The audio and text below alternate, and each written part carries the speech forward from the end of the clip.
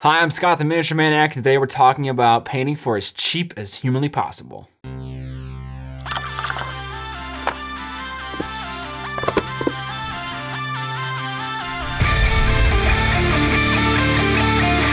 What up, Mini family? Oftentimes, miniature painting is criticized for being too expensive, and while it doesn't really compare to taking an interest in luxury sports cars, it can get a little pricey if you start buying all kinds of paint ranges, beautiful models, and all kinds of tooling. Some time ago, one of my viewers commented on a challenge video of mine suggesting that I paint a miniature for 15 bucks in materials. And I thought that was a really awesome idea and I want to kick it up a notch. What if I include the miniature in that 15 bucks and instead of 15 bucks, spend as little as possible? My first stop was a local game store which sells a brand of miniatures called Bones from a company called Reaper. Bones is known for having wildly cheap miniatures intended for D&D or whenever you need a physical representation of just about anything in a fantasy board game. The miniatures are typically $3 a piece, so I searched through my store selection and found a... Is that a vampire? Oh my god. After that, I was on to Hobby Lobby. What I wanted to find was a cheap set of brushes and also a cheap set of paints. The brushes are pretty easy to find. I struggled to find a set of cheap paints, but an alternative could be to buy white, black, and the primaries and mix the rest of the colors you need. Since Hobby Lobby didn't have a set of paints that I wanted to use, I decided to check out Michael's and I struck gold. 12 tube paints for $5. I ended up spending $10.72. Let's see what I can accomplish with this bare bones kit. The first thing I did was clean the miniature off with a mild detergent. I was told that Bones miniatures can often have mold release on them and I didn't want to compete with that, so I gave it a quick scrub. After that, my vampire was suffering from a case of bendy sword man, so I dipped the sword in some boiling hot water for a few seconds, straightened it out, and then set it in some cold water. Before we get on to painting the miniature, let's hear a word from whatever YouTube ad agency bid the highest. I skipped priming the miniature and started with applying some base coats. The first couple might be a little hard to get on, but if you go slowly and thinly, you'll manage. My game plan was to apply all the base coats to the miniature, starting on the details at the very center of the model and working outwards. My base coats were supposed to be the maximum shadow color, so all I had to do after the fact was highlight, and I should be good to go.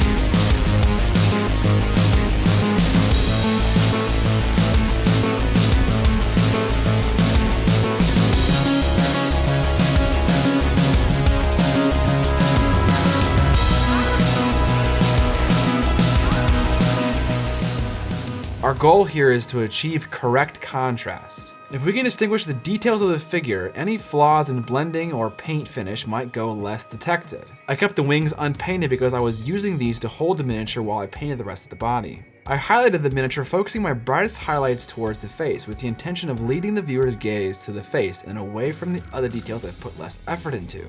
The paint had a glossy finish and it was difficult to work with.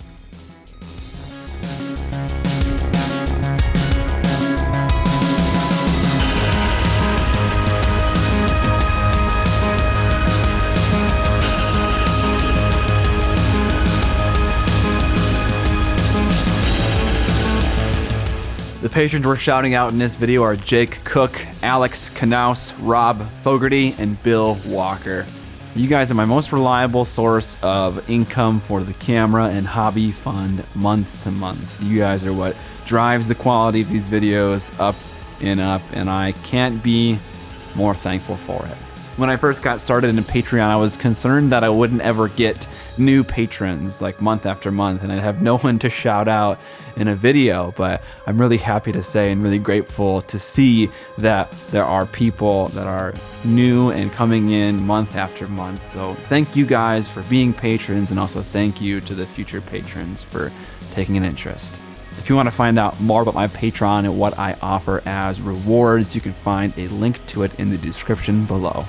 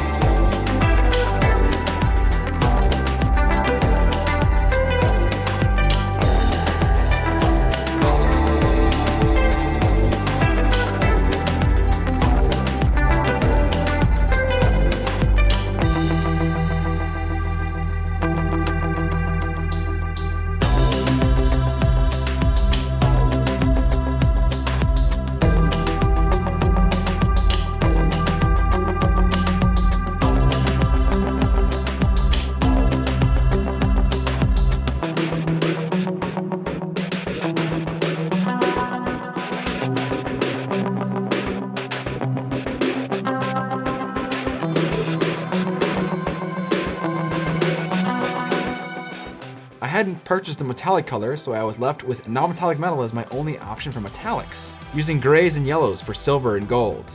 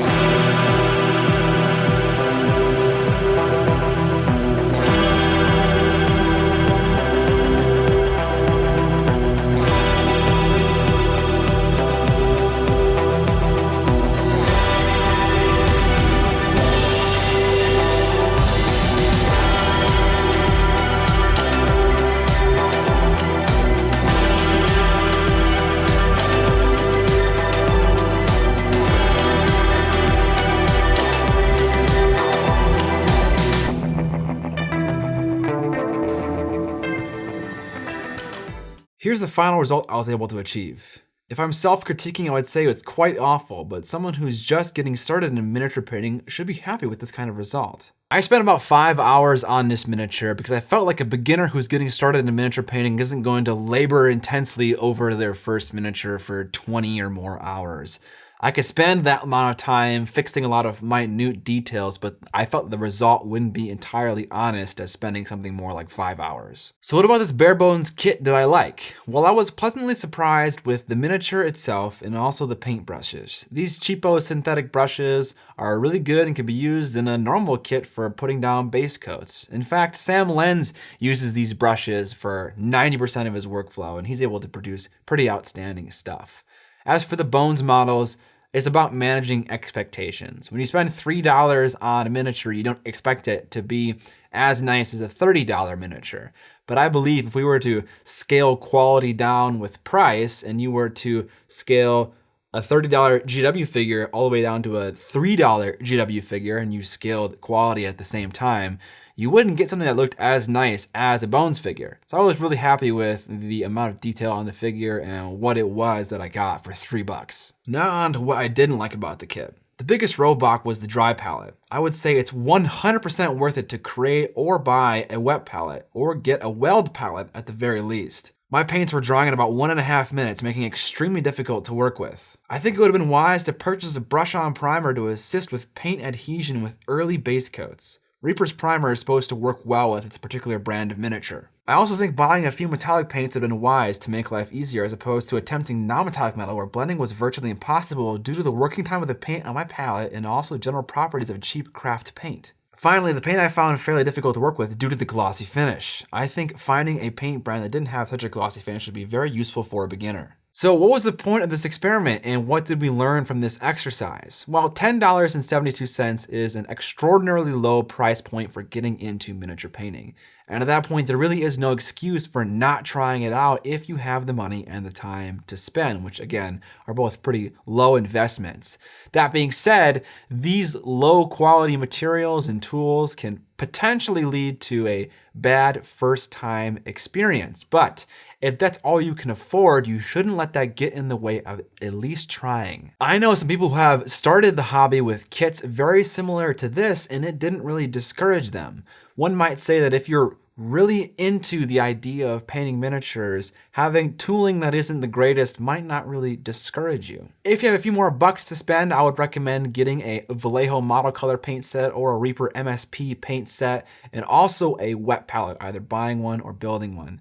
This is a rock solid beginner kit and will give you a much better idea of how difficult it is to paint miniatures. If you can't swing a whole paint set's worth of paints, consider buying a very vibrant red, yellow, and blue, black and white from Vallejo Monocolor or Reaper MSP and mixing the colors you need.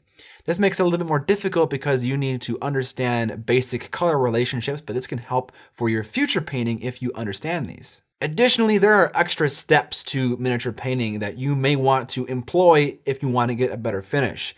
And these extra steps may require extra tools, things like files and things like primer. And if you're interested about those steps and the tools they require, make sure to check out my Intro to Miniature Painting on YouTube here. Thanks for checking out my video. If you want to support the channel, I have a Patreon account that's linked in the description below. I also have t-shirts and stickers that you can buy on my Redbubble account. Subscribe or die, and most importantly, don't forget to paint more minis! Today we're looking at Aaron's submission of his ad mech. What I love about it is the stark black and white color scheme. You got some really nice white defined lines on the Knight Titan, and also I just like how you pulled off the simple black and white scheme. It's simple but effective. Thank you for the submission, Aaron.